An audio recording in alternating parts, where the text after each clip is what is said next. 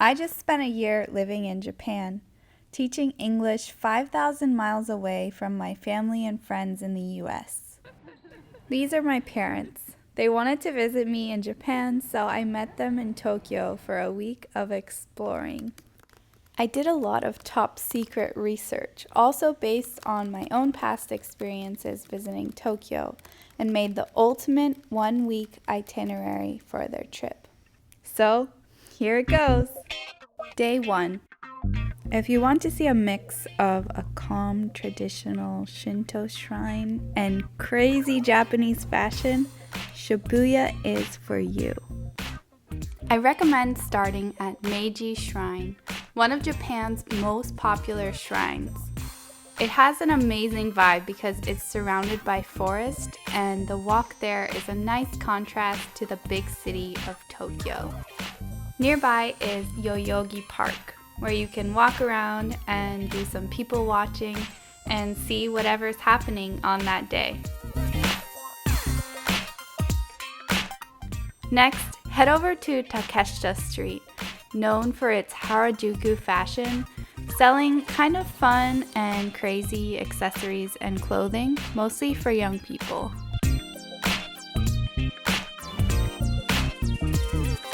For lunch, Genki Sushi is great for tourists because you can order from an iPad, and also because they have so many options for people who don't eat raw fish.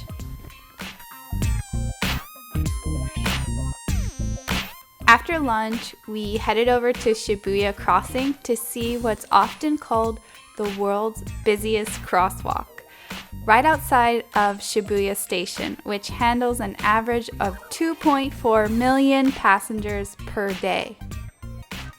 Another landmark near Shibuya Crossing is the Hachiko statue, based off of a real dog who waited every day in front of the station for his owner. Later in the day, after resting a bit, we had my dad's birthday dinner at Gonpachi Nishiazabu. This restaurant has a fun atmosphere and an English menu with a variety of Japanese foods that my parents could try. Day 2. The street leading up to Sensoji Temple is very crowded, but it's also a good place to get some souvenirs.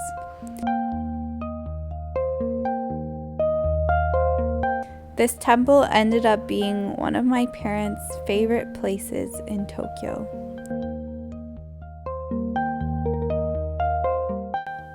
There's also a large incense burner, which is believed to have a healing effect, and many people bathe in the incense smoke before visiting the temple.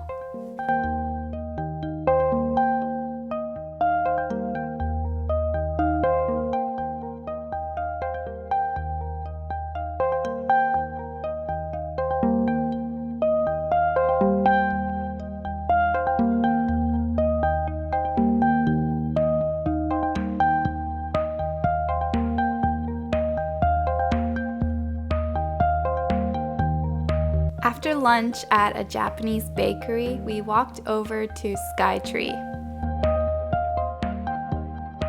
My mom is scared of heights, so she didn't want to go up the tower and happily waited in the shopping mall.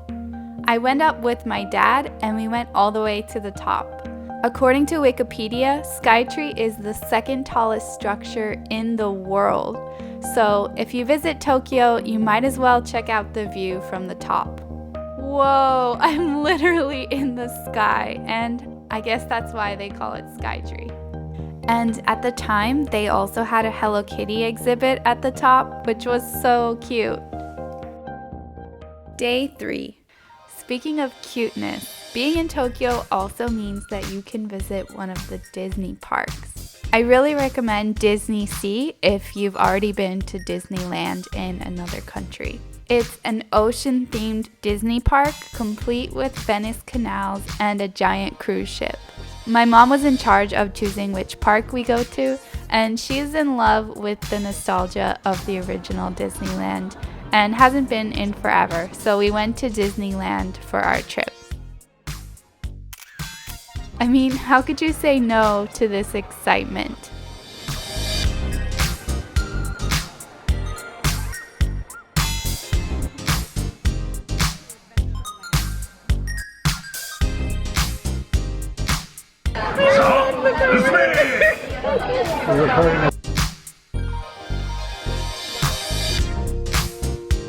Even when the ride we were on broke down, my mom was having the time of her life. I've always wanted to see something like this because I always wanted to see what the rides look like in regular light.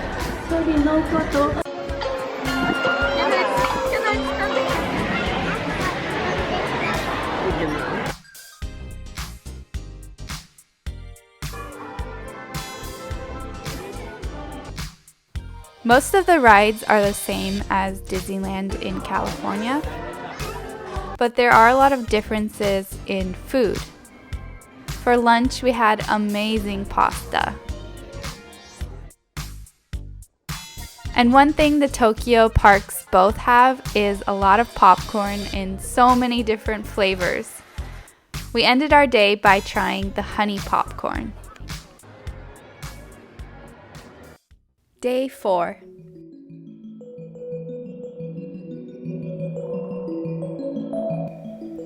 If you go to TeamLab Borderless, I recommend heading there early in the day and buying tickets ahead of time to avoid lines.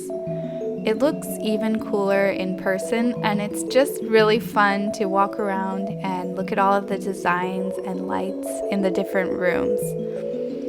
Oh, and if you want to take pictures, remember to wear light-colored clothes so the lights will show up better in the pictures.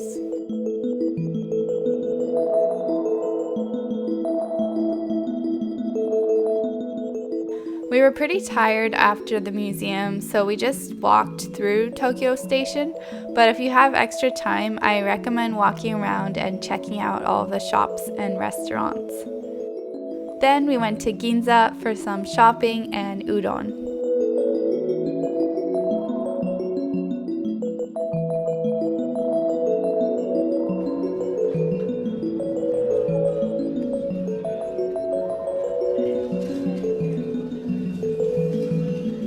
The noodle bowls were huge at this restaurant.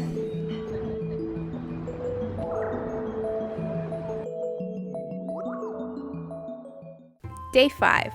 Depending on the season and your interests, there are so many different places near Tokyo that you can visit for a day trip.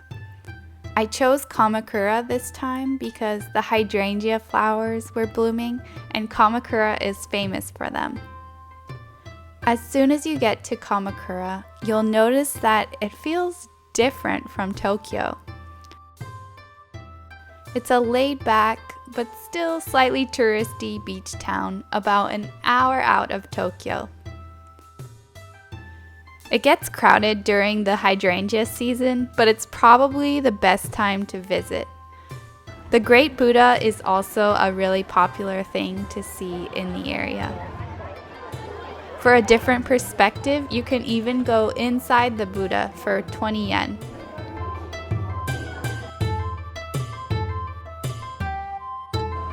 The final temple we visited was a bit further, but more quiet and had a bamboo forest.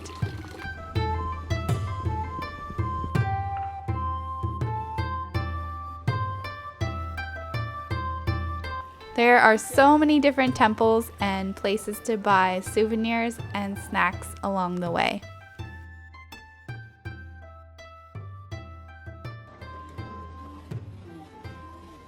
Day 6.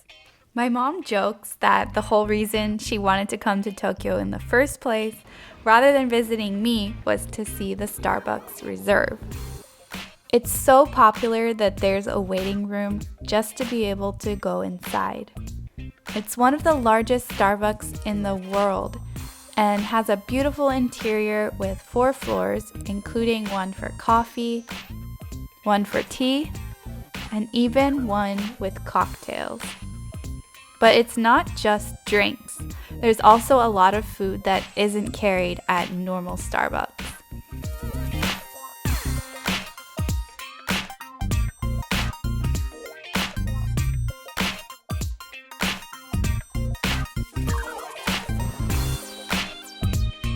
My parents wanted to do some shopping since we only had a couple of days left. so we went to Don Quijote, which is great for souvenirs. And then went to Shinjuku for more shopping and to see the giant Godzilla.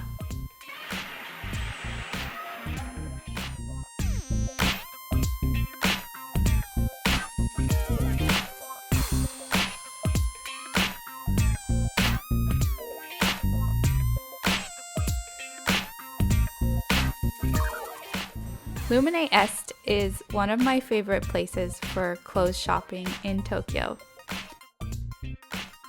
By the way, if you try on clothes in a store in Tokyo and you're a woman, they might give you this thing to put over your face so you don't get makeup stains on the clothes.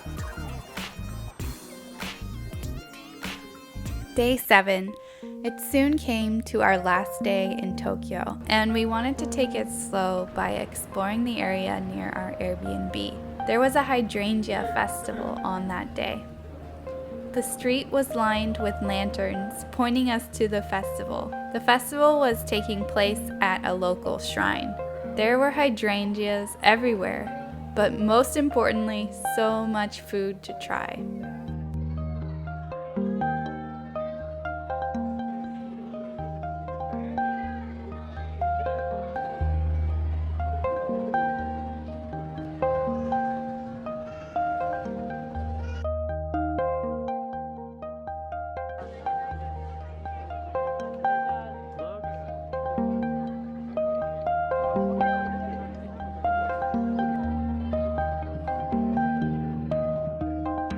On the walk back to our Airbnb, we stopped by a local park, and it was nice to find tranquility within the city.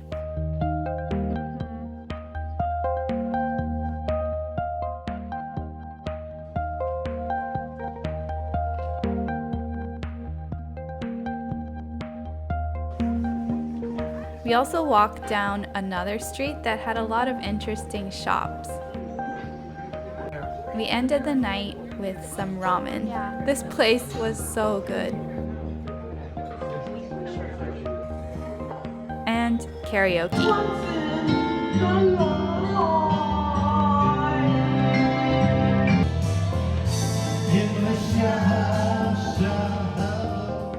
And that was our 1 week in Tokyo. We saw a good mix of traditional and modern things without being too busy the whole time. Of course, this itinerary is flexible, so feel free to add whatever you want to your trip.